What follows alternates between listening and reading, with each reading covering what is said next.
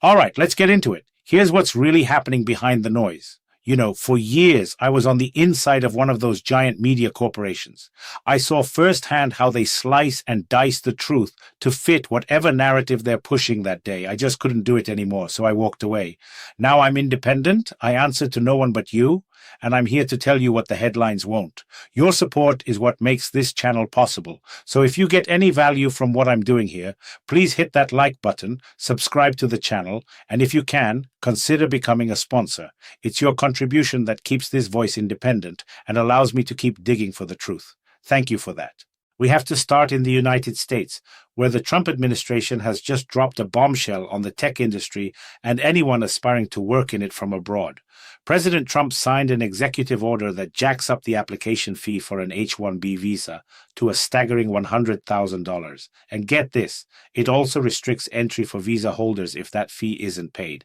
This thing is set to take effect this Sunday. Now, the H-1B visa, as you know, is the lifeblood for big tech companies like Amazon and Microsoft. It's how they bring in highly skilled foreign specialists. Until now, the administrative fees were around $1,000. The U.S. Commerce Secretary, Howard Lutnick, put it bluntly to reporters, saying, "A company has to decide if a person is valuable enough to pay the government $100,000 a year, or if they should go home and an American should be hired instead." Think about the message that sends. But wait, there's more. On the same day, Trump unveiled the Trump Gold Card, a residency permit for foreigners willing to cough up $1 million.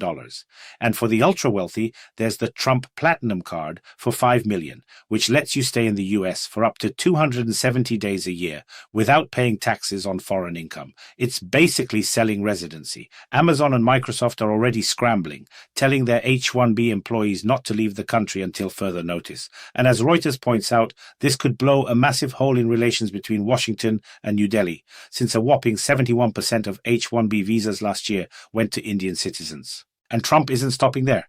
He's also turning up the heat on Afghanistan with a very clear threat over the Bagram Air Base.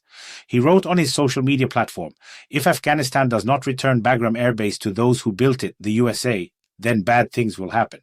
A classic Trump threat, vague but menacing. Well, the Taliban government didn't waste any time firing back. Their spokesman, Zabihullah Mujahid, posted an official statement saying Bagram will not be returned to U.S. control, period. The statement urged Trump to pursue a policy of realism and rationality, and to stop interfering in Afghanistan's affairs. It's a direct challenge, a refusal to be bullied. The Taliban are essentially telling the former and possibly future President of the United States to back off. This is a high-stakes game of chicken, and it's unclear who will blink first, but it shows just how volatile the global landscape has become, where a former ally, now under Taliban rule, is openly defying Washington. What are these bad things Trump is threatening? And is his administration prepared for the fallout if they can't get their way? It seems like we're watching another international crisis brew in real time. Meanwhile, across the Atlantic, the temperature is rising dramatically. The Czech president, Petr Pavel, just issued one of the most chilling warnings we've heard in a long time. He said NATO needs to give an adequate response to Russia violating its airspace, and he didn't mince words about what that means. He stated that Moscow's provocations are highly irresponsible and could lead to Russian planes being shot down. Speaking on Czech television, he said, "The Russians are testing our ability to resist and our determination to defend ourselves. I think we need to be extremely resolute and, in the case of repeated violations, respond adequately, including by military means." He continued, saying Russia will quickly realize it has crossed a line. "Unfortunately," he said, "we are balancing on the brink of a conflict, but you simply cannot yield in the face of evil. Violating airspace is a reason to activate defensive mechanisms and shoot down such an aircraft. Can you believe we are at this point?" He's openly talking about downing Russian jets. He's making it clear that patience has run out, and the next Russian pilot who strays into NATO territory might not be going home. This isn't some fringe politician. This is the head of state of a NATO country, and he's signaling that the gloves are about to come off. This sentiment is being echoed at the highest levels of the European Union. The European Commission President, Ursula von der Leyen, told a German newspaper that in light of these extremely serious incidents, the need for a much stronger European security pillar is obvious. She was clear that NATO must remain the center of collective defense, but Europe needs to step up. We will defend every centimeter of European borders, she declared, and she's putting money where her mouth is. She listed off the actions the EU is taking, saying, "We are closing gaps in our capabilities, we are accelerating procedures, we are mobilizing up to 800 billion euros for defense." That is a staggering number.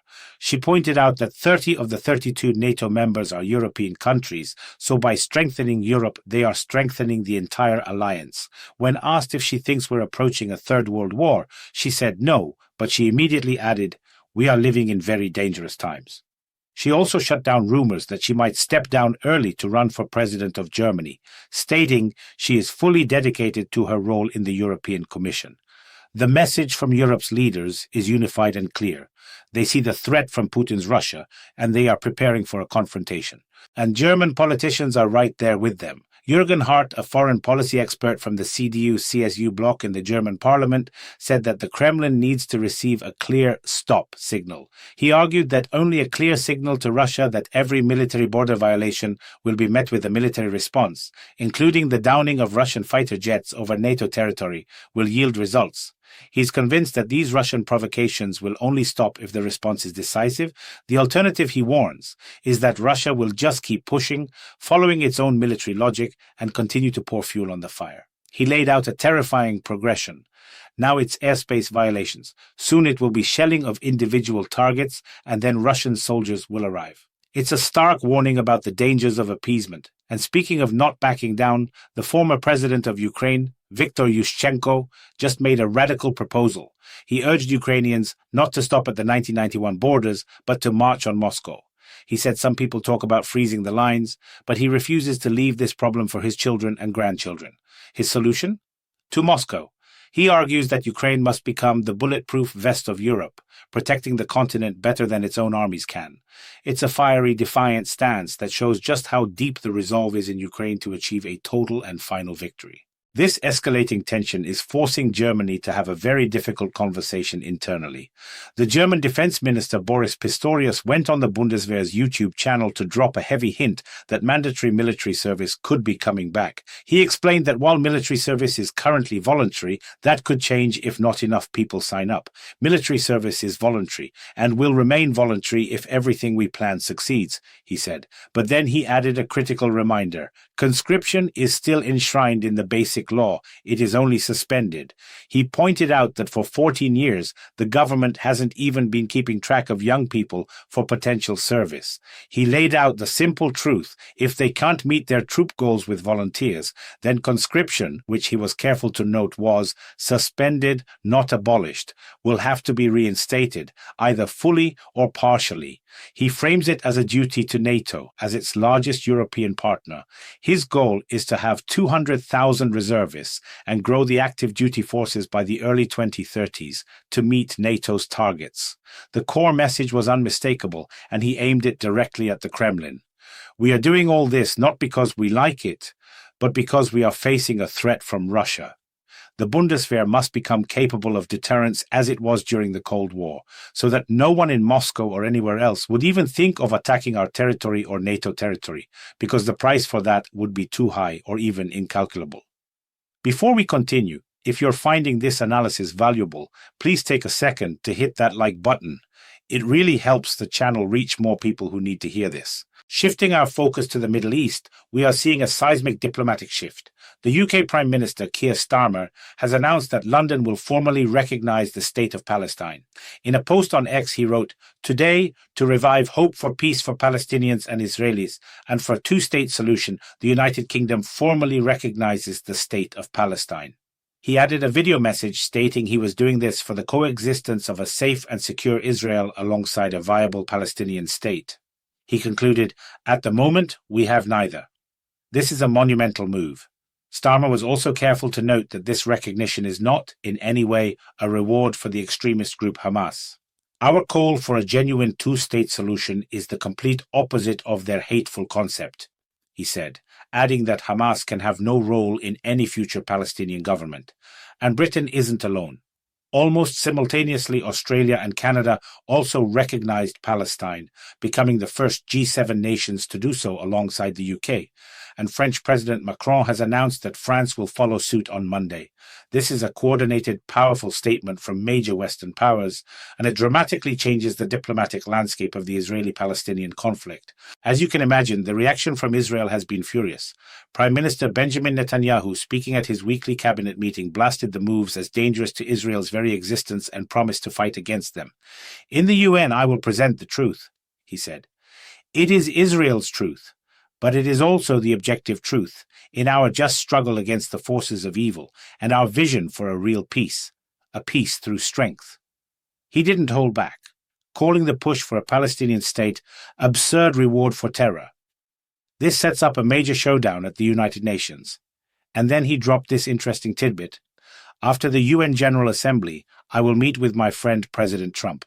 This will be the 4th time I have met with him since the beginning of his 2nd presidential term. This is more than any other leader in the world, and we will need to discuss the great deal." So, Netanyahu is signaling that his strategy is to weather this storm of international recognition and bank on his close relationship with Trump to forge a different path forward. The battle lines are being drawn, not just in the Middle East, but between major Western allies. Back in Germany, the geopolitical decisions are having a brutal impact on everyday people. A shocking 4.2 million Germans, that's 1 in every 20 citizens, can no longer pay their gas and electricity bills. According to the German Statistical Office, 3.5% of homeowners and a staggering 6.5% of renters are behind on their utility payments. Nearly a third of the population can't cover an unexpected expense of €1,250. The reason? Sky-high energy costs. Now, Sevim Dadelen, a politician from the opposition Sahra Wagenknecht Alliance, is pointing the finger directly at the German government and its allies. She posted on X, "While millions of citizens are struggling to make ends meet, Germany for some reason continues to buy expensive gas from the US." She laid out the grim reality, then delivered her solution. "Instead of expensive fracked gas from the USA, we need cheap energy from pipelines. First and foremost, to stop the deindustrialization of Germany. We demand the restoration and resumption of Nord Stream." It's a powerful and for many a very compelling argument. It's a shame the German government seems to have an immunity to common sense. People are suffering, and all the official advice they get is to save energy while the government continues a policy that is clearly failing its own citizens. And it's not just opposition politicians sounding the alarm. Katharina Reiche, a key official in Germany's Ministry for Economic Affairs, admitted the situation is dire. "The situation is serious," she said in an interview. "We currently have 3 million unemployed. Since 2019, we have been in a phase of no growth." She pointed to consistently high energy and labor costs and said the country desperately needs an economic recovery program. Meanwhile, as our country faces this crisis, Germany's former foreign minister and now president of the UN General Assembly, Annalena Baerbock, is in New York delivering speeches that sound like they're from a different planet. She's pushing the motto "better together" and asking every head of state to consider what their country has contributed to the world team. She said, "Could a single country, regardless of the size of its army or GDP, have stopped a virus like COVID-19? No, we could only do it together." A very believable plea, especially in light of Europe's frantic preparations for a potential war.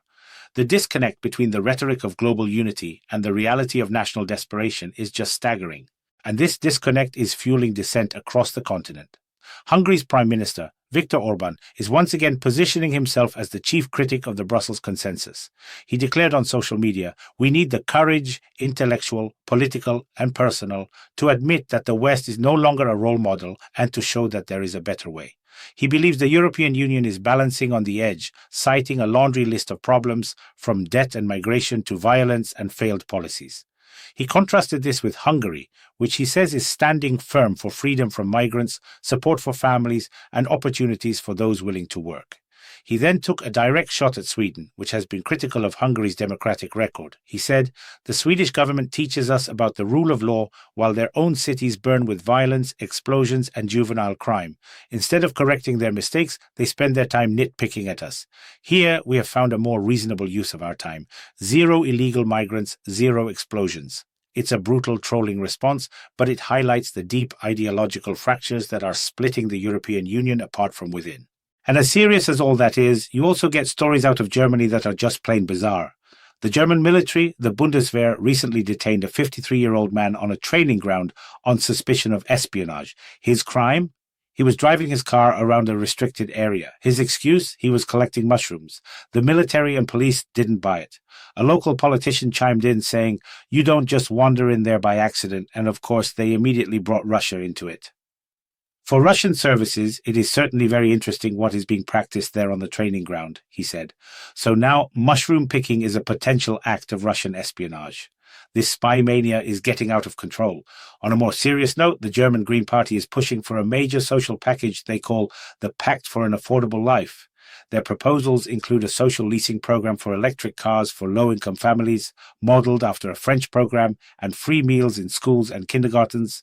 The faction's chairwoman, Katharina Droger, criticized the government's inaction on the cost of living crisis, pointing out that half the country has less than €2,000 in reserve. It's a big, ambitious plan, but it shows the growing pressure on the government to do something, anything, to help people who are drowning financially. Even the world of pop music can't escape the political turmoil.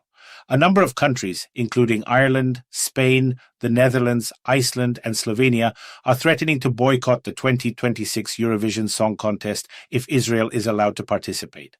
Finland, Sweden, and Belgium are also considering joining the boycott. This has prompted a sharp rebuke from Germany's Minister of Culture, who said the contest was created to unite nations through music. He argued, anyone who excludes Israel today turns this basic idea on its head and transforms a festival of understanding into a tribunal. Cancel culture is not the answer. The answer must be diversity and cohesion. He also warned that isolating the contest only benefits others, pointing directly to Russia. Since being banned from Eurovision after the full-scale invasion of Ukraine, Moscow has launched its own alternative competition called Intervision. This year, 23 countries, including China, participated. The winner was an artist from Vietnam, and Russia's representative, the singer Shaman, after his performance, asked the jury to remove him from the voting, claiming that the law of hospitality meant he couldn't possibly win. It's a perfect microcosm of the new global order, a cultural Cold War playing out on stage. And back in Germany, the domestic news just keeps getting stranger.